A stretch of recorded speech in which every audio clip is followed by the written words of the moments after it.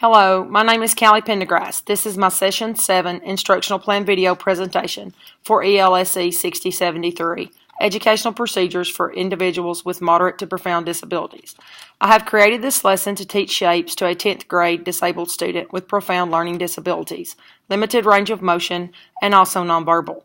However, it can also be presented small group with fewer accommodations and supports to benefit other low-functioning students and provide opportunities for peer mentoring. The goal of this lesson is given two basic geometric shapes, circle or square. Student will identify the named shape by touching the correct switch with 80% accuracy, 4 out of 5 trials as measured by daily teacher observations. Some of the measurable objectives I will be working on to help the student master the end goal are: number 1, makes left hand movement towards switch when prompted. 2, makes left hand movement towards switch without prompt. 3, makes left hand contact with switch when prompted. And 4, makes left hand contact with switch without prompt. The lesson will be conducted in a CDC classroom. The student is at her desk. I am seated facing the student, and the educational assistant is behind the student to assist the student's response and movement during activities. The student needs assistance with movement of hands. All materials for the lesson are on the cart. We will be using a circle, and it is tactile, a square. This is the switch I will speak of in the video. When pressed, it says circle. Here is the orange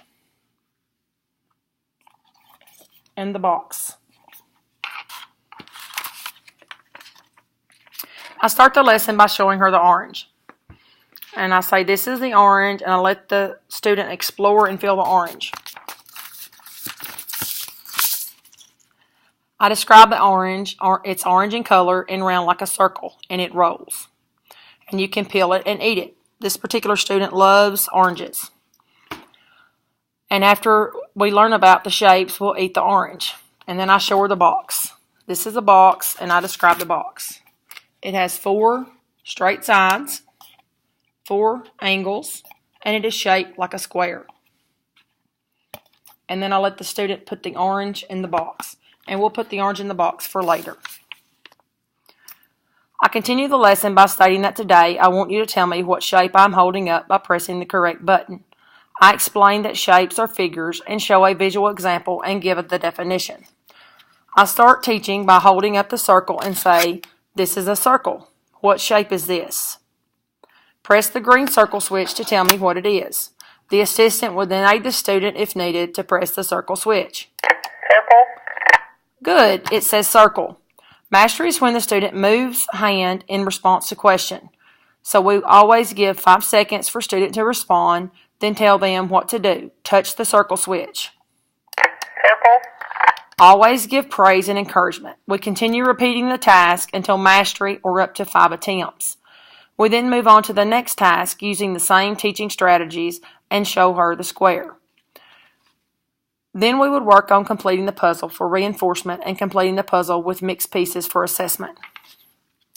And the visuals in this lesson, as stated before, are the circle, the square, the switch, an orange, a square box, and this is the shape puzzle with knobs that we will be using.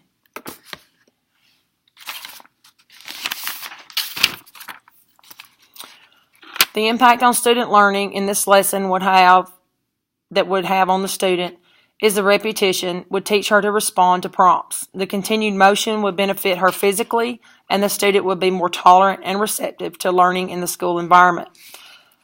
My anecdotal thoughts are with this lesson, with this specific student, I would consider any left hand movement when asked what the shape is to be a response. I'm hopeful that with continued work on this lesson that the student would eventually be capable of choosing the correct response. I also hope that mastery of this lesson will open the door to some form of communication or cause and effect relationship, allowing the student increased communication skills and hopefully one day be able to use a communication device to communicate her needs and wants.